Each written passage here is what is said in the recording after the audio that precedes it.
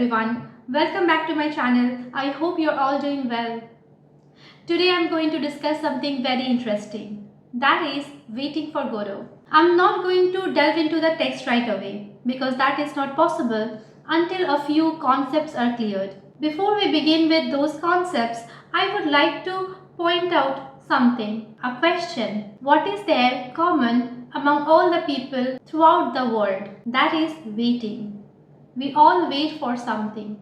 Sometimes we do not know what we are waiting for. We just talk about waiting and then continue waiting and then repeat the process. Waiting for Godot was written by Samuel Beckett. Samuel Beckett was born on April 13, 1906 in Dublin. He studied French, English and Italian in Trinity College, Dublin. He travelled to France and there he began his lifelong friendship with James Joyce. In the year 1938, Beckett published his first novel titled Murphy. He also served in the French Resistance during the Second World War.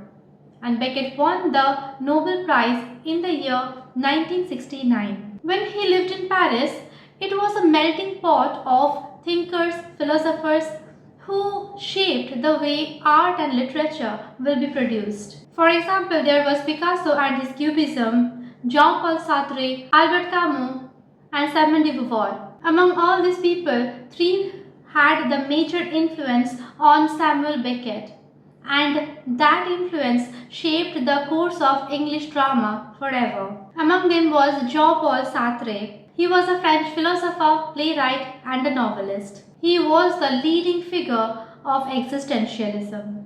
Now, what is existentialism? Existentialism is an idea that the whole world cannot be explained by a theory. It was focused on the individual's freedom, choice, and the search for meaning. It holds that life does not have an inherent meaning, and it is up to the individual to create his or her own purpose. Existentialist ideas often deal with death, freedom, and the search for identity, and are expressed through literature and other cultural forms. One concept is that the existence precedes essence, and the essence is the innate human quality.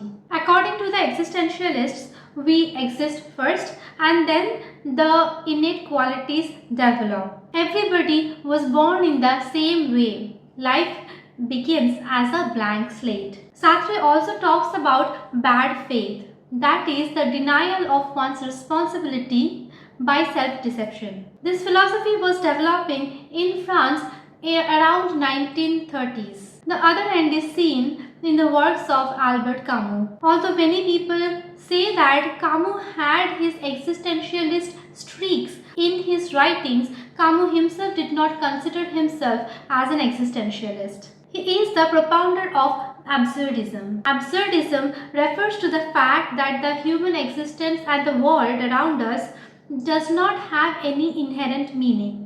They are meaningless and irrational. And there is a fundamental difference between the human desires for meaning and purpose and the meaningless and chaotic reality around us. Absurdists reject the traditional ideas of meaning and purpose, such as religion or ideology, and embrace the individual freedom and responsibility. Camus thinks that the only solution is the acceptance of the fact that life is absurd.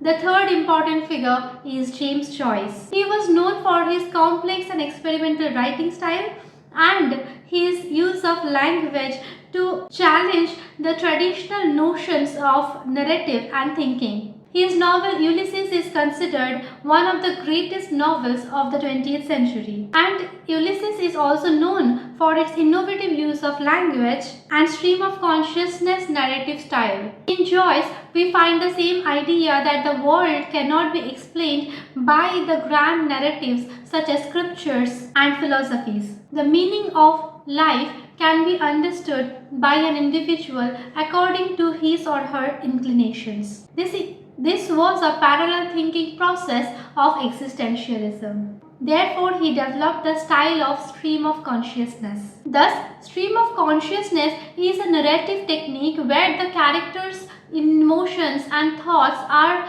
presented in a disjointed flow as they continue to occur in real time. The use of interior monologue, shifting perspective, and fragmented narrative makes it unique. It provides a window to the character's thoughts and emotions as well as perceptions as they occur in real time. So these three people are giving us the idea that the world around us are not very organized. They certainly disregard the idea of God. So if there is no God, how do we know what purpose is meant for us? Albert Camus, for the first time in his writing, used the word absurd. It was the sense of essence in his The Myth of Sisyphus, published in 1942. This was the time when Second World War has already started. Both Camus and Sartre were parts of the resistance of the Nazi occupation of France. They saw suffering in a way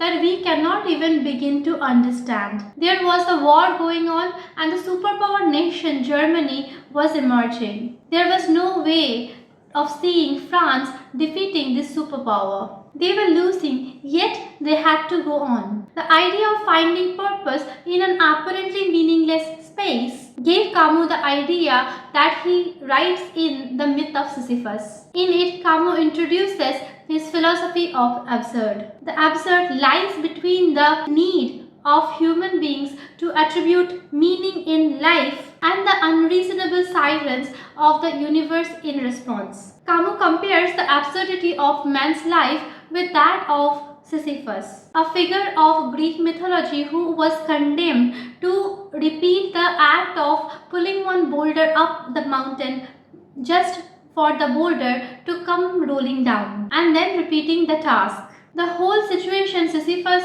finds himself in is absurd. This is a meaningless situation, and according to Camus, that is the reality. When it comes to the phrase theatre of absurd, the critic Martin Esslin coined the term in his essay The Theatre of the Absurd, published in 1960. This is a term for certain absurdist play written in the late 1950s. These plays focus largely on the ideas of existentialism and express what happens when human existence lacks meaning and purpose. The structure of these plays are typically round-shaped, with the finishing point as the same as the starting point. Logical construction and argument give way to irrational and illogical speech, and to the ultimate conclusion, silence. Let us talk about the traits of absurd drama. Number 1, rejection of traditional conventions. There is a disconnection between the individual and the reality.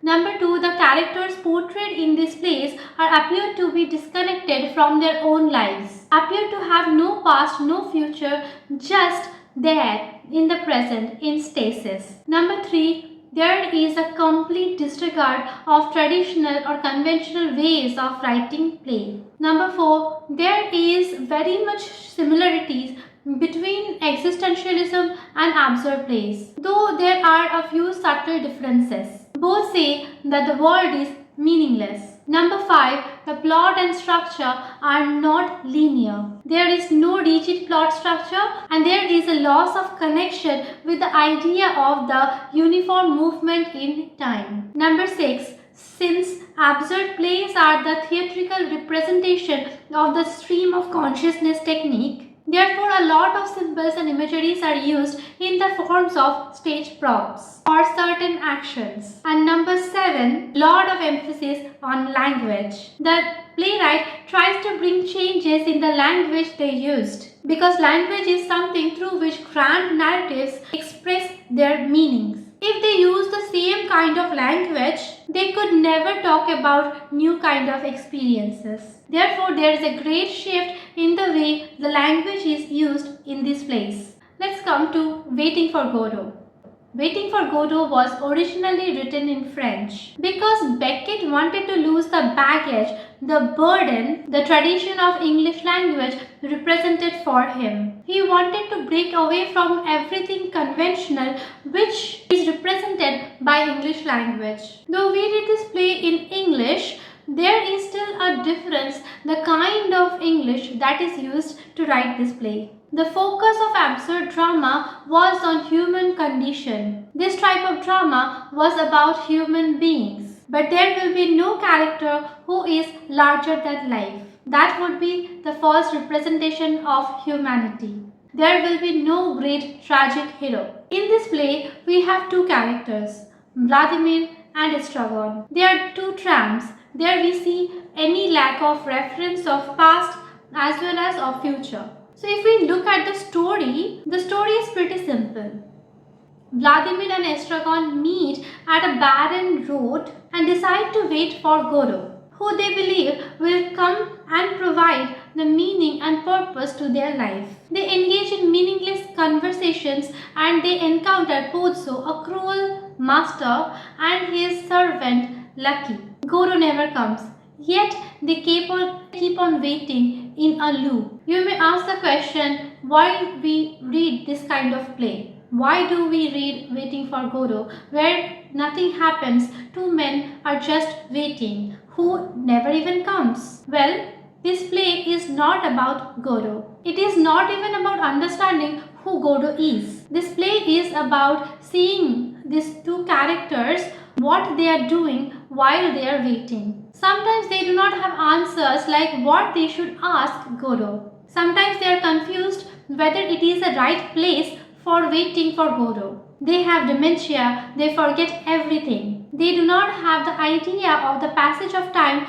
that is past. The only thing they remember that they are waiting. They might forget everything, but they do not forget each other. This play is like existence itself, meaningless and chaotic. And it is up to you how you find meaning in it. After the first production of the play, it was hated. The audience could not understand it, so they felt offended. And it kept on having this same kind of reaction until it was showed at a convict house.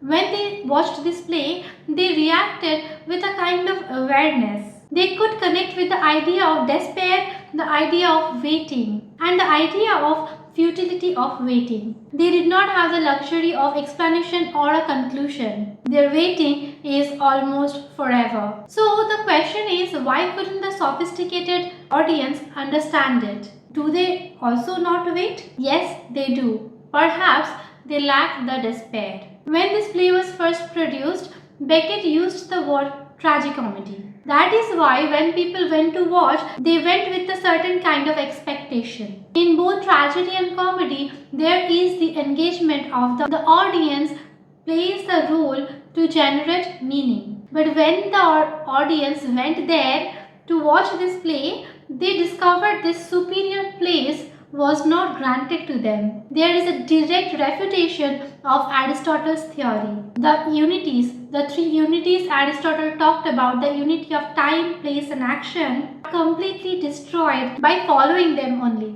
So in my next video, I will begin with the text of it.